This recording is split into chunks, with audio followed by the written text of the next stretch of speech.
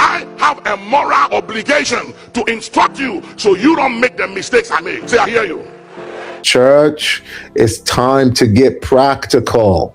Build houses, plant vineyards, seek the peace of the city where you've been carried away captive. This is what he told them. That's not colonialization, that's occupation. Just whip your hands and thank the Lord. Honor him. I have to be very careful with what and how I'm going to say it. Bless this nation. This Zimbabwe, if you don't pray, this Zimbabwe will become like Christmas for you. You will jump the border. We will be trying to prevent you from coming. What he says is true. Are you even getting what I'm saying? What they used to say about this country. Hear me well. Hear me well. I'm here to review something. My brother was ministering there, and I got back from Israel with a whole lot of people. We were about 100 of them, and I told my wife to take the other ones back to Britain. So there were Britain and Africa, and especially Zimbabwe. So we had 200 people that we went with to Israel. In those days we were doing twice every year, 2 times per year. And guess what happened? I get here to the airport there. Somebody just heft the prophetic. The manager who was the manager for the airport of Zimbabwe. Thank God he was fired. But anyway, that's another story. Now hear this. And he was there and he stood. He's the one to come to the stage. And as I approached, he took my passport and he put 2 lines to say cancelled. You can't enter Zimbabwe, my own country. And they put me in a holding room, their detention center at the airport, documented. And that cancellation, you can't appeal it. They said it was coming straight from the president. I knew it was a lie. So I sat in that room wondering what to do, but my wife had already reached Britain and she was now ministering on stage. So I texted her that I'm being deported. She said, where? How can you be deported from your country? I said, I'm being deported from Zimbabwe for some reason. I got a presidential ban. What is happening? We don't know what's happening. And the church was growing by leaps and bounds. It was an astronomical level of growth.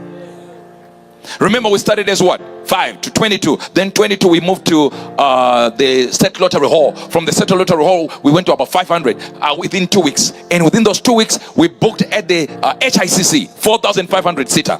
With the day we moved it there from 500, we filled it to capacity with an overflow.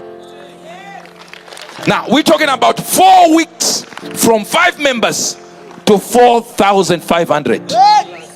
The growth, then overflow. And we're in there, somebody said cancelled.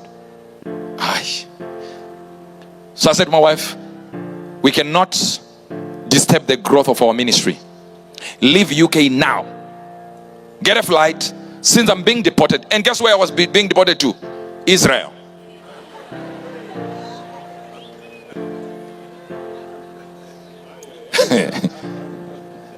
You know, sometimes you can come and oppose a president or a minister, and yet the person to blame is somebody just at that location airport in the immigration who is just trying to fight a religious war against you. So the fight is open and they are fighting you openly. And you give a bad name to the government. Sometimes it's not even at the police. Just one guard. Sometimes it's not even the company manager. It's the security guard. Cancelled it. And they said, I'm going to go. But flip back just few months early on. I was taken from my house. The guys just arrived and said, you are wanted.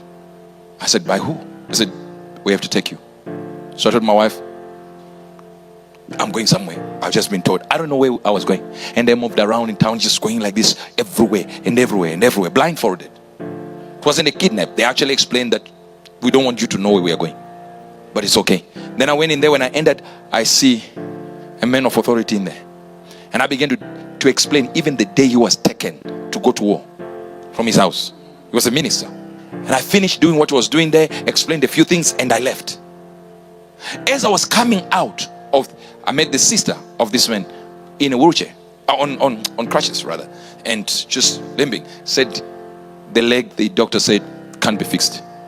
I just grabbed the 2 crutches and threw them away and walked to my car. I said, you can walk. The person started walking. Hear me well. This is before this event. Now he is at the church, right?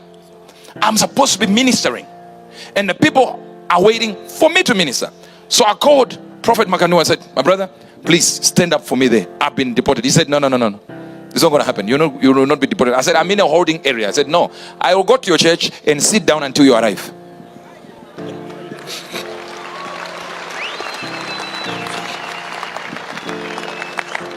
I called my wife. I said, I'm here. You need to leave. She says, okay, let me just close it. They close the service quickly. She gets into the car of the main minister, who was, the chaplain for that branch. And as they left, motorway, middle of the road, she drifts off to sleep. Between sleep and awaking, a man stood there and said, leave the car now. Tell them to stop the car and leave. If they argue, just leave. So she comes up and said, please leave. Park the car. I need to leave. She said, but we are in the motorway. We need to find a hard shoulder. What is called a hard shoulder is just the side. The road is going there. You have got this space where you can park now, or you can drive in for emergency. The pastor explained that this is a new car. It's a new vehicle that they just got. No problem whatsoever. It would have indicated on the panels if something was wrong. She said, I don't care about the panels. What I received here said this car should be parked. So by force, they just parked it on the side. Prophetess has spoken. I'm under prophetess, so I just have to park. Parked. Him and his wife are in there. My wife runs to the, there was this gradient, and she stood there. And they also followed. They just came, left the car, and followed. The moment they came out of the car and stood with prophetess, it blew up. The whole car blew up to the point where it went into smithereens. And the people that came to collect the wreckage said, how did you know? So while I'm locked in there is somebody in the realm of the spirit who is orchestrating my deportation from this country that belongs to me, belongs to you, and you become illegal in your own country. Because spirits have spoken. I'm here to submit that before they refuse a visa to China, there is an immigration officer in the spirit who said no. And if you don't deal with that spiritual immigration officer who is devising evil agendas against your life, you will think people hate you when they don't. You get into a country and they refuse the entry, and you think it's the manager of the airport. Yet there are spirits that you need to address, but you're not addressing.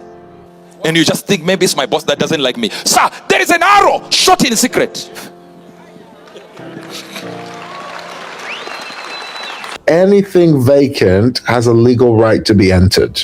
Occupation is presence with purpose. Colonialization is control without covenant. Empire extracts, kingdom establishes. Now talk to me.